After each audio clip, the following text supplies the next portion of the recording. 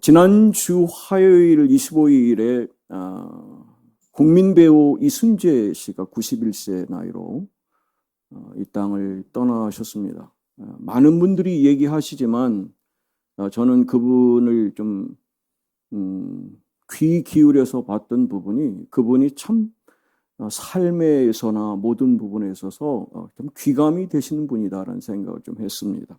많은 배우가 있지만 존경하는 분들이 많지는 않습니다. 그런데 그분은 정말 존경받아 마땅하다라는 것을 알 수 있는 게 사람은 뒤를 보면 안다 그러지 않습니까? 돌아가시고 난 뒤에 그분을 향한 후배들이나 많은 사람들의 한결같은 글이 계속 올라와요. 그만큼 그분이 잘 사셨다는 거죠. 눈앞에서 여러분 이렇게 이런 약간의 비유 맞추는 그런 게 아니라 그분이 안 계심에도 불구하고 진정한 존경심을 가지고 있다라는 부분은 그분이 그만큼 잘 사셨다는 얘기입니다. 그분이 인생 조언을 썼는데 7가지 했는데 좀 나누고 말씀을 이어가려고 합니다. 배우는 끝까지 배워야 한다. 그래요. 그분이 여러분 유럽이나 이렇게 여행 가실 때 보면 자기보다 훨씬 어린 사람들은 그냥 퍼질러 자고 있어요. 그냥 지멋대로예요. 근데 이분은 그 비행기 안에서 그 불을 갖고서도 그 지역에 대한 부분을 철저히 연구하고 분석해가지고 오히려 리더를 그분이 하시는 거예요. 그래서 역시 다르다는 생각이 들었어요. 나이가 들은 그 90이 가까운 나이에 그때 그분이 다닐 때에도 마지막까지도 배우는 자세를 놓치지 않은 것. 그래서 저는 이 부분에 저는 공감합니다. 우리가 이 땅 떠나는 그 순간까지 제가 표현하는 방식으로 관뚜껑이 나를 덮을 때까지 우리는 배우는 것을 중단해서는 안 된다. 제가 저 바라는 부분. 두 번째는 꾸준함이 결국 재능을 이긴다. 정말 맞는 말입니다. 한결같이 꾸준하게 그 길을 가는 사람이 결국엔 승리할 수 있거든요. 근데 그런 부분에서 이분이 한 번 더 섰으면 좋겠다는 얘기를 하시는 이 부분은 마지막까지도 그 한결같은 꾸준함을 유지해 오신 모습이 그의 어떤 재능보다 가치가 있었다라는 걸 후배들에게 가르쳐 준 거죠. 세 번째는 무대는 거짓말을 허락하지 않는다. 참 마음이 와닿았어요. 하나님은 신앙생활에서 우리에게 거짓말을 허락하지 않았어요. 강단에서든 여러분의 삶 속에서든 하나님은 진실되기를 원하십니다. 그러니까 존경받는 겁니다. 네 번째, 연기는 인생을 비추는 거울과 같다. 하나님은 오늘 우리에게 말씀을 주셨습니다. 말씀이 우리 인생에 비치는 거울로 주셨어요. 그러면 얼마나 우리는 감사한가. 이분이 믿음 생활을 한 분인지 모르겠지만 그의 삶의 가치를 늘 자기 인생을 비치는 거울로 봤기 때문에 최선을 다했고 마지막까지 그 일을 감당하지 않았을까. 다섯 번째는 나이를 먹어도 열정을 잃지 말아야 한다. 제가 지난주에 말씀드렸습니다. 80 이제 시작할 나이다. 네, 그렇게 가셔야 되는 거예요. 왜 하나님은 내가 너를 80까지 기다렸거든 하시면서 마지막 그 일을 이루시잖아요. 85세 갈렙에게도 그러셨고 모세에게 이루신 것처럼. 그래서 이 열정이라는 영어 속에 담겨진 걸 보면 거기에 여러분 하나님이 들어있습니다. 이 enthusiasm이라는 그 thus라고 하는 거는 데오스, 하나님이거든요. 우리에게 열정을 주시는 분은 누구다? 하나님. 그러니까 하나님을 향한 우리 안에 열정이 있으면 마지막까지도 당당하게 쓰임받을 수 있고 그 열정이 식지 않은 상태로 달아 없어질진정 녹슬지 않는 삶을 살 줄 믿습니다. 여섯 번째는 겸손은 배우의 가장 큰 무기다. 성경에서 여러분 겸손은 존귀의 합자이라고 그래요. 그러니까 오늘 우리에게 삶 속에서 겸손은 그 어떤 가치보다 어거스틴이 그랬습니다. 제자들이 스승님 우리 인생의 가치 중에 가장 중요한 게 뭡니까? 그랬더니 겸손이다. 두 번째는 뭡니까? 겸손이다. 세 번째는 뭡니까? 겸손이다. 이렇게 겸손이 중요함을 말씀하고 있는 거예요. 마지막, 진짜 실력은 시간이 증명한다. 90세에 대해서 소원이 뭐냐니까 다시 무대에 서는 거라고 말씀하세요. 그러니까 건강관리 잘 하시면 나중에 기회가 되겠으면 하는데도 여전히 그 부분. 지난번에 그 시상하시면서 그분은 그런 얘기를 하셨어요. 국민 여러분께 마지막 이게 그 마음을 전하는 거예요. 자신이 이렇게 무대에 설 수 있었고, 그리고 이런 브라운관에 나올 수 있었고, 이렇게 하나님의 은혜가 아니라 국민들의 은혜로 살았다. 여러분 덕분입니다. 여러분의 감사드립니다 하면서 눈물을 흘리는 모습을 제가 오늘 아침에 다시 확인했는데요. 바로 이런 삶을 산 사람은 저는 틀림없이 존경받는다고 보고, 그리고 본인 스스로가 저는 아쉬움이 없을 것 같아요. 정말 조카도다라고 하면서 갈 수 있는 만족한 삶. 여러분 모두가 끝이 좋으면 모든 것이 좋다고 하는데 마지막까지 이런 삶을 사시기를 주님의 이름으로 축복합니다. 개인적으로 제가 좋아하는 사도행전 10장 38절 말씀인데요. 하나님이 나사렛 예수에게 성령과 능력을 기름 붓듯 하셨다. 그래요. 여기서 나사렛 예수란 이런 나사렛이라는 말은 별 볼 없는 나사렛 촌놈, 목수, 아무것도 없는 그런 보잘것없는 존재를 말하는 겁니다. 나사렛이 뭐 선한 게 나겠냐? 이렇게 얘기하지 않습니까? 그런데 난리가 없다는 거예요. 개천에서 용할 일 없다는 겁니다. 그런데 왜 하나님은 이 사도행전 10장 38점을 통해서 말씀하시냐? 나사렛과 같이 존재가 없어도 나약하고 아무것도 아닌 존재라 할지라도 하나님의 성령과 능력의 기름 부음을 받으면 하나님은 오늘 말씀하시는데요. 두루다니며 선한 일을 행하시고 마귀에 눌린 모든 자를 다 고치셨다. 저는 그런 교회에 제가 이 사명을 감당하기를 원하고 저와 여러분이 내 형편과 사정이 어떠할지라도 하나님 정말 나사렛 예수에게 부어주신 성령과 능력을 통해서 우리 교회의 새 역사를 창조하는 창조적 소수가 되기를 원합니다. 그런 믿음으로 세운 우리 교회를 통해서 하나님은 상처를 치유하게 하시고 별과 같이 되게 하셔서 정말 하나님 원하는 정말 작지만 강한 교회로서의 사명을 감당하는 교회라는 교회로 세우실 줄 믿습니다. 예수님이 이 능력을 가지고 뭘 하셨느냐 보니까 눌려있는 사람들을 고치고요. 그리고 마귀에 눌린 사람 그리고 고치면서 선한 일을 행하셨다는 거예요. 이 능력이라고 하는 능력은 내 혼자 누리고 나만 갖고 살라고 주신 것이 아니라 누군가 연약한 자에게 나누고 베풀 수 있는 것, 그렇게 나눌 수 있도록 우리에게 능력과 권세를 부어주셨음을 말씀하고 있는 겁니다. 오늘 본문의 이 요셉 이야기가 바로 그런 거 아닙니까? 7년 동안 기근이 들고 또 풍년이 든 이 과정을 통해서 얘기하시는 부분은 뭐냐면 적어도 7년 기근이 도는 그 기간 동안에 나를 대신해서, 이 나는 하나님입니다. 하나님을 대신해서 이 백성을 돌볼 만한, 신뢰할 만한 사람을 하나님은 13년 동안 기다리신 거예요. 17세의 요셉을 불러서 30세까지 연단 과정을 통해서 훈련시키셔가지고 하나님 원하는 온 백성을 살릴 사람을 보내신 게 여러분 대림절에 예수 그리스도를 기다리는 부분인데 바로 요셉이 예수 그리스도의 모형으로서 이 사명을 감당할 수 있었던 것은 하나님은 지금도 나를 대신해서 누군가가 내가 아니면 굶어 죽게 될 이 백성들을 향하여 정말 겸손하고 신실한 하나님의 사람을 찾으실 때 우리 교회를 찾으시고 저와 여러분을 찾으셨으면 좋겠습니다.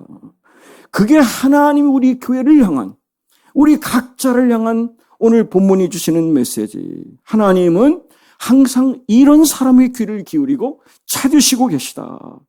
그 능력을 주신 그 능력을 자기만 취하는 것이 아니라 누군가와 함께 공유하고 세워가는 일, 자아 중심이 아니라 타자 중심으로 사는 삶, 바로 이 삶이 우리가 능력을 받는 목적인 줄 믿습니다. 여러분, 가정에 우리가 여유가 있고 또 우리가 가질 수 있는 이런 부분이 있을 때, 하나님 왜 이것을 나에게 주셨을까? 나에게 이 부분이 있는 이유는 누군가에게 내 손길을 내밀어 그들을 살릴 수 있고 살필 수 있고 함께 할 수 있다면, 하나님은 우리에게 정말 오늘 본문을 통해서 말씀하시는 하나님이 내게 주신 능력, 은사를 가지고 내가 속한 공동체에서 영향이 있는 사람으로 사는 거. 바로 이것이 하나님이 오늘 우리에게 오늘 본문을 통해서 하시는 말씀입니다. 누가복음 16장에 보면 불의한 청지기 비유가 나옵니다. 그런데 우리가 예수님께서 우리에게 향하셔 하신 말씀이 하나의 재물, 이 물질의 관리자로서 어떻게 이 세상을 사는 날 동안 어떻게 사느냐를 하나님은 평가하고 계시다. 그러니까 이 땅에서 우리가 어떻게 살아가는가라고 하는 이 물질관, 바른 재정관이 하늘나라에서 우리가 누릴 하늘 가치관과 직결되고 있음을 말씀하시면서 하신 말씀이 그러잖아요.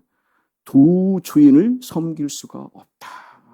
그렇기 때문에 하나님과 재물을 겸하여 섬길 수 없다고 하신 말씀, 개역 성경 또 쉬운 성경을 보니 이렇게 너희는 하나님과 은행 둘 다를 섬길 수 없느니라. 그러니까 만약 우리가 여러분 현재 맡겨진 재물에 충성하지 않으면 하나님께서 장차 우리에게 더 많은 것을 맡기실 이유가 없다는 말씀입니다. 이 땅에서 세상적인 재물을 다루는 것과 장차 하늘나라에서 영원한 기업을 누리는 것에는 직접적인 상관관계가 있다라고 말씀하시는 거죠. 바로 이 참된 것, 그것이 바로 하나님의 나라와 그의 의. 그래서 예수님 뭐라 하죠? 너희는 먼저 그의 나라와 그의 의를 구하라. 그러면 그 나머지 것은 하나님이 다 책임지고 채워주시고 필요를 채워주시고 있어야 할 것 있게 하시는 하나님의 은혜가 여러분의 삶 속에서 늘 체험하는 하나님의 이 재정 테스트를 통과하는 여러분 되시기를 주님의 이름으로 축복합니다. 왕의 재정이라는 책을 제가 읽었습니다. 홍성건 목사님인데요. 이분이 이런 얘기를 했습니다. 우리가 어떻게 이 재물에 매이지 않고 하나님께 충성할 수 있을까를 얘기하는데, 재물의 노예가 되지 않는 겁니다. 그리고 오히려 재물을 자기의 임의대로 할 수 있는 그런 노예로 삼는 것. 그리고 재물을 보물처럼 소유하지 않고 재물을 잘 관리하는 삶을 살아야 된다.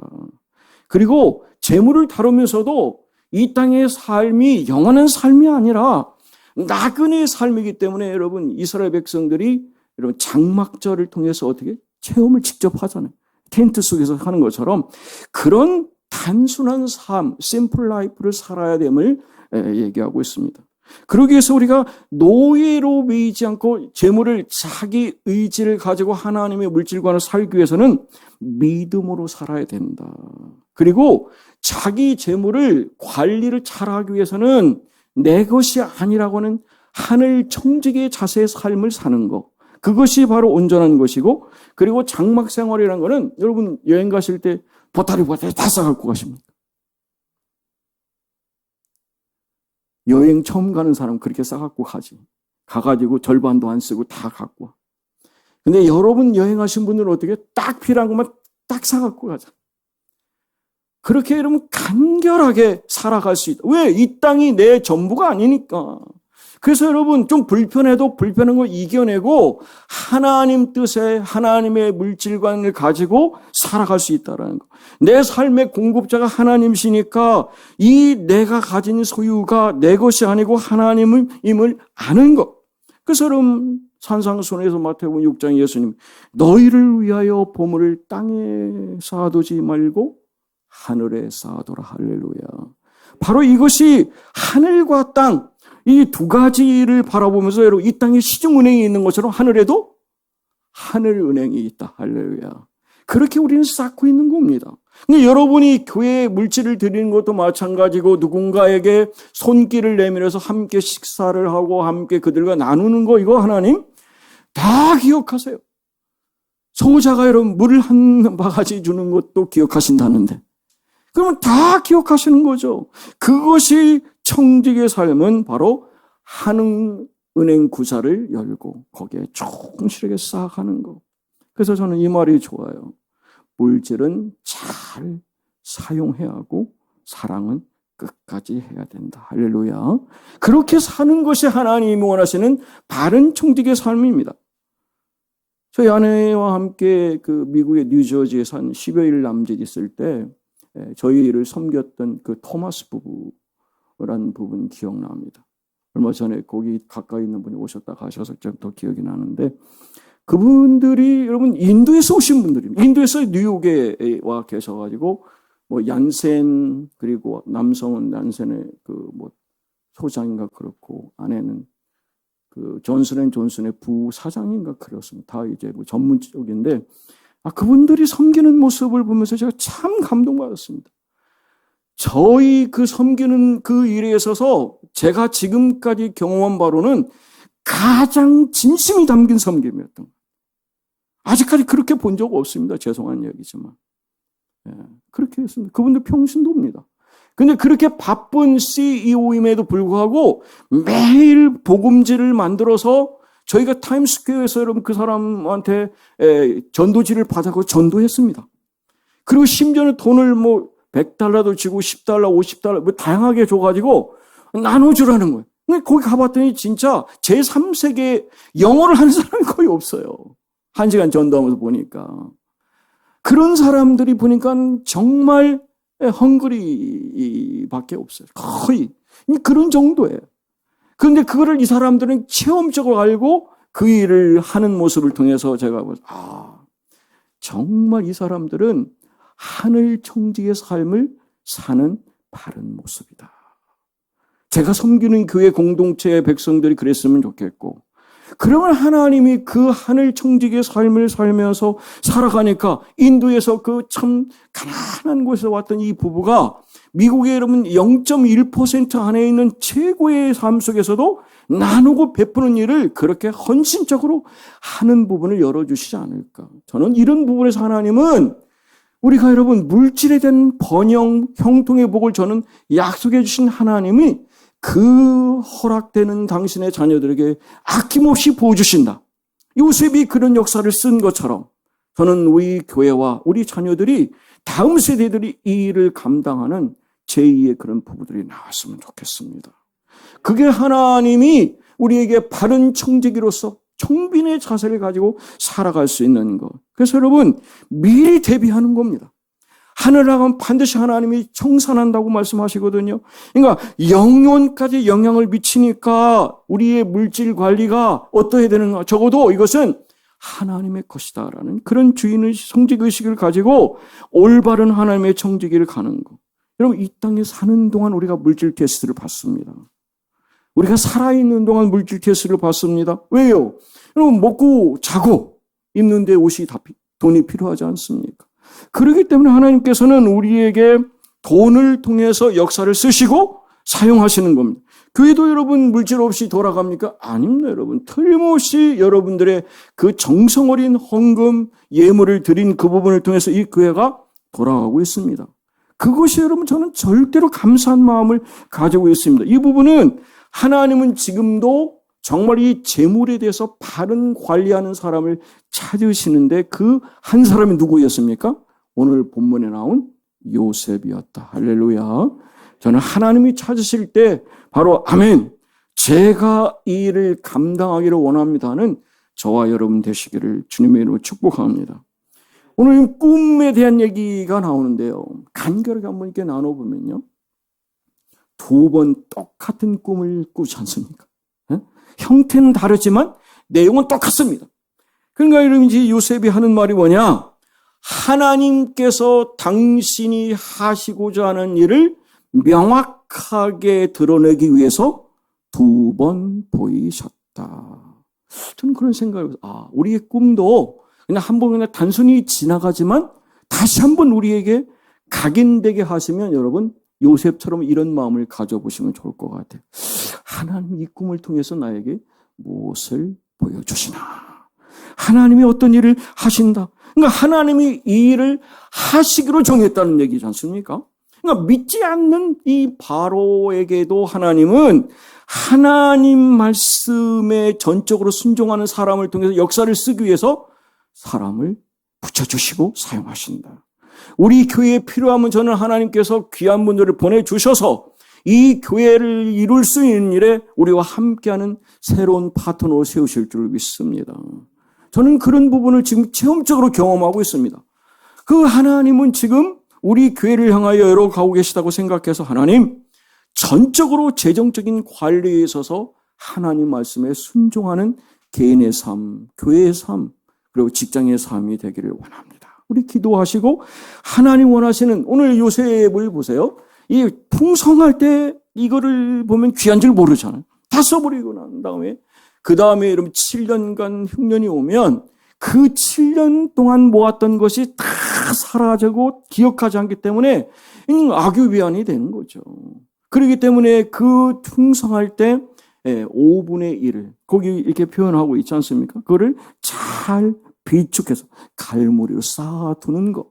바로 이런 부분이 우리의 물질 생활할 때 내가 있는 부분이 있다고 해서 그냥 넉넉하게 나누고 베풀고 이런 부분은 좋지만 내 개인을 위해서 이런 물질을 마음껏 쓰는 거 하나님 원하지 않으세요. 왜냐하면 내 것이 아니기 때문에. 그래서 그 부분을 가지고 있을 때 이렇게 주신 부분에 대한 거는 틀림없이 누군가에게 지금 어려운 그런 사람이 있다면 그 일을 잘 감당할 수 있는 사람 되기를 원하는 것이죠. 이런 말씀을 드리면, 목사님, 저는 평생에 단 한 번도 이렇게 여유로움을 가져본 적이 없습니다. 저는 그런 부분은 너무나 거리가 먼 힘든 삶을 살았는데 저도 관리해야 됩니까? 재정 테스트 받습니까? 예, 맞습니다, 여러분. 내게 들어오는 여러분 시골에서 보면요, 연금 조금 들어오거나 노인연금 들어오거나 그런데도 그것을 정말 귀하게 쪼개서 드리는 모습을 저는 봤습니다. 그리고 제가 아는 어떤 권사님은 정말 80대 중반쯤 되시는데요. 그분이 노인 근로 그거 나가는데 여러분 한 주에 한 3번 정도 한 12번 나가는데 한 번에 한 3만 원 받나요? 이렇게 받는 걸로 제 기억나는데 그 돈을 받아서 여러분 그 받은 거를요 자신을 위해서 그가 나온 게 아닙니다. 다 갖다 저한테 줍니다. 그래가지고 목사님 이거를 선교 활동에 사용해 주세요 해가지고 그분이 1년에 한 700~800만 원 정도를 헌금합니다. 상상할 수 없는 일입니다, 여러분. 그분이 한 달 생활비가 얼마나 될까? 50만 원 남짓밖에 안 될걸요. 그런데도 그렇게 하나님 앞에 헌신 드릴 수 있는 이유는 정말 믿음 생활과 별개로 살아 자기를 그렇게 못 살게 패고 성경책 다 불태우고 했던 자기 남편이 제가 이렇게 섬김을 통해서 그분이 하나님을 진심으로 만났어요. 근데 저한테 아이고 목사님 왜 이렇게 늦게 왔냐고. 좀 더 일찍 오지. 그 남편이 그랬어요. 그래가지고 마지막에 우리 손 권사님처럼 간에 이게 어려움이 있으셔서 했는데 마지막까지 고통 없이 돌아가는 1시간 전까지 갔는데 아무 이상이 없었어요. 딸이 그러는 거예요. 목사님이신데 알냐 그랬더니 이것이 그러는 거예요. 뭔 말이죠? 저를 정확히 알고 계시는 제가 그러고 돌아와서 한 10분 남짓 됐는데 돌아가셨다는 소리를 제가 들었거든요. 하나님은 그런 놀라운 은혜의 자식들이 그래요. 어느 날은 보니까 제가 부흥회를 가서 이제 부흥회 받은 사례비를 놓고 왔습니다. 전주에서 하고 놓고 딱 갔는데 그 토요일 날인가? 어쨌든 그런데 갔는데 자식이 찾아왔어요. 무안에 사는 자식이 찾아와가지고 목사님 그러면서 봉투를 하나 주고 가는 거예요. 그러면서 하는 얘기가 자기 아버님이 꿈속에서 나타났는데 목사님 노잣돈이 떨어졌으니까 노잣돈 드려라 하는 자기 아버지가 꿈속에서 나타났대. 그래가지고 제가 여러분 정확하게 사례비를 100만 원 부흥회 받은 걸 놓고 왔는데 봉투를 딱 받았는데 정확하게 100만 원이 들어있는 거예요. 그래서 참 하나님은 신통방통하시다. 근데 그 이외에도 여러 번 그러셨어요. 그러니까 그 가족이 그런 부분을 통해서 아하, 내 보물이 있는 그곳에 내 마음이 있다. 그 자녀들이 그 아버지는 그렇지만 만약 아버지가 한 2, 3년 동안에 변화되는 모습을 통해서 그 암을 통해서도 하나님의 은혜를 체험한 걸 보니까 그들이 아버지 돌아가시는 다음에 신앙이 올곧게 다선 거예요. 손주들까지. 그래서 저는 그 가정 지난번에 그 아울리치 가서도 그랬는데 하나님이 이 가정을 정말 복되게 하실 거다. 자녀들 하시는 일 함께 하시고 손주들 서울대학교 가서 지금 박사과정하고 있고 이런 아이들이 있어요. 그분은 학교 다닌 적도 없습니다. 학교를 하루도 안 다니신 분이세요. 조권사님이라고. 그런데 하나님은 그 역사를 쓰게 하시거든요. 그러면 그분은 정말 우리 기억하시는 과부의 도랩돈이 얼마나 됩니까? 1,000원밖에 안 됩니다. 그런데 하나님은 가장 가치 있는 물질을 드렸다고 말씀하시잖아요. 그래서 저는 액수를 말하는 게 아닙니다, 여러분.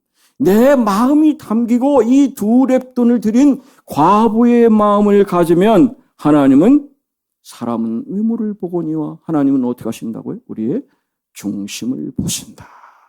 그 역사를 쓰게 하시는 거예요. 그러기 위해서 우리가 어떻게 되냐? 하나님, 내 인생의 최우선은 하나님입니다.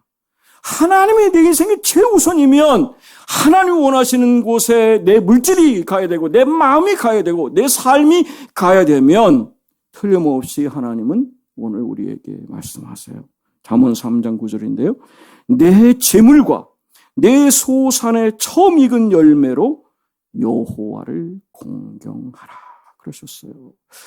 하나님을 공경하고 그분이 우리 삶에서 가장 최우선임을 아는 거, 그분을 최고 자리에 놓는 거, 그것은 하나님이 원하시는 바른 물질관입니다. 그럼 요셉이 2 아들을 낳았습니다. 우리 기억하시는 것처럼 므낫세하고 에브라임을 낳았는데요. 므낫세는 모든 것을 다 잊어버렸다. 기억하지 않는다는 말입니다. 내 인생의 구덩이에 빠지고 형들로 인해서 오는 그 기간 동안에 내 마음에 이 모든 것을 다 잊게 하시고 고난을 다 잊게 하시고 하나님은 내 제2의 삶을 에브라임, 프로스페리티입니다. 번영하게 하셨다 그래요. 그래서 여러분 에브라임은 다른 형제보다 여러분 2배 갑절에 여러분 땅도 받거든요. 그리고 그 역사를 쓰거든요. 바로 하나님은 이렇게 형통의 복을 우리에게 부어주신다. 그러니까 자기는 잊어버리고 다 잊어버렸을지라도 적어도 내가 총리 대신이라도 하나님을 잊지 않는다는 겁니다. 여러분 어려울 때는 하나님도 붙잡습니다. 근데 뭔가 풀리고 내가 살만하면 하나님이 있습니다. 여러분 11조가 그래서 의미가 있는 거예요. 우리의 마음속에 무엇이 최고 자리에 있는가? 가장 최고의 것을 첫 번째 거를 하나님께 드릴 수 있도록 하는 거. 그럼 여리고 정복한 거 기억해 보세요.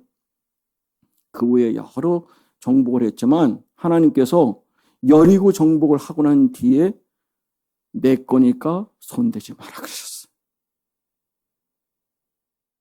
내 거니까 손대지 마라. 왜요?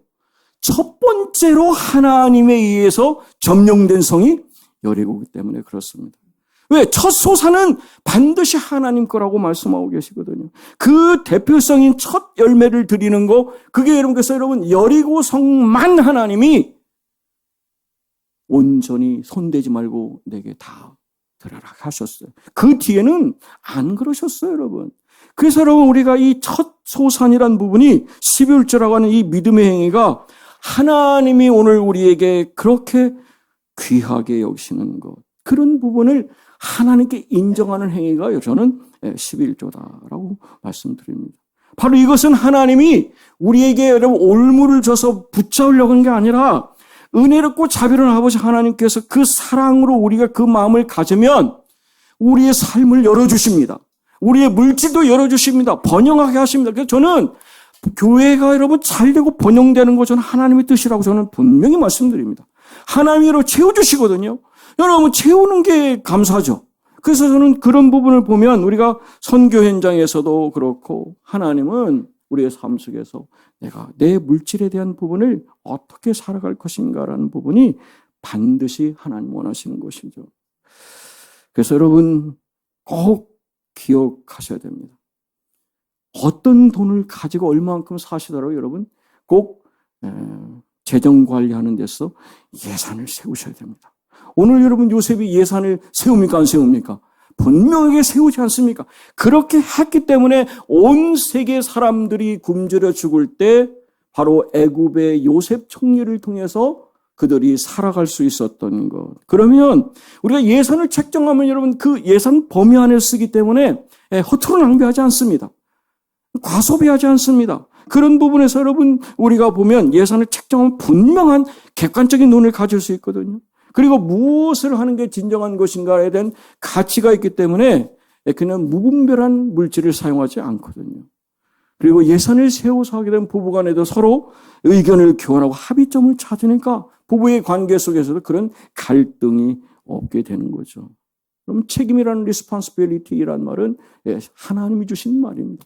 response란 반응은 하나님 우리에게 물질을 주시든 사명을 주시든 그 사명을 잘 감당할 수 있도록 능력을 주신다. ability, 능력을 주신다는 거예요. 그러니까 그분 앞에 예산을 바로 세우고 살아가면 하나님은 반드시 그 일을 통해서 감당할 수 있는 힘을 주시기 때문에 우리가 이겨낼 수 있다. 할렐루야.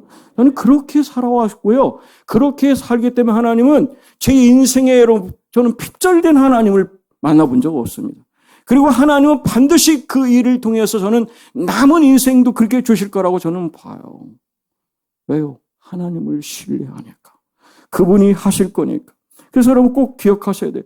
물질을 쓰는 것이 여러분 그냥 내 스타일이 아니요. 여러분의 인격이 거기에 포함되어 있습니다. 물질 생활하는 것도 여러분의 신앙의 인격이 포함되어 있고요. 세상의 물질을 여러분 거니까 내 마음대로 쓰는 거 그분이 바른 인격자 아닙니다. 그래서 우리가 이 재정 테스트를 통과하는 일은 요셉에게 있어서 가장 중요한 일이었습니다. 오늘 우리도 하늘나라 가서 받아 누리는 부분에 있어서 하나님은 이 물질을 어떻게 잘 통과하느냐를 가장 중요하게 보시는 거죠. 그래서 사도 바울은 자족하는 마음이 있으면 경건에 유익하다. 좀 더 부족해도 자족하는 마음이 있으면 먹을 거 있고 입을 거 있고 이러면 감사하지. 근데 여러분 이렇게 얘기를 하고 있거든. 디모데전서인데요. 이렇게 얘기합니다. 족한 줄 알아는 거예요. 먹을 거 입을 거 족한 줄 아는데 그렇지 않으면 오히려 그것이 부하려고 하는 사람들의 시험과 올무에 빠져가지고 자신을 파멸과 멸망에 빠지게 하는데 이렇게 탐내는 사람들은 미혹을 받아서 자기를 찔렀다 하면서 하는 얘기가 돈을 사랑함이 일만하게 뿌리가 된다. 탐욕이 생긴다는 것입니다. 그것이 올가미가 된다는 겁니다. 잠언 30장인데요. 이 말씀하고 마치려고 합니다. 내가 두 가지 일을 주께 구하였사오니 내가 죽기 전에 내게 거절하지 마옵소서 이렇게 되어 있습니다. 그러면서 헛된 것과 거짓말을 나에게서 멀리 하옵시며 이 말이 와닿아요. 나에게 가난하게도 마옵시고 부하게도 마옵시고 오직 필요한 양식으로 나를 먹이시옵소서.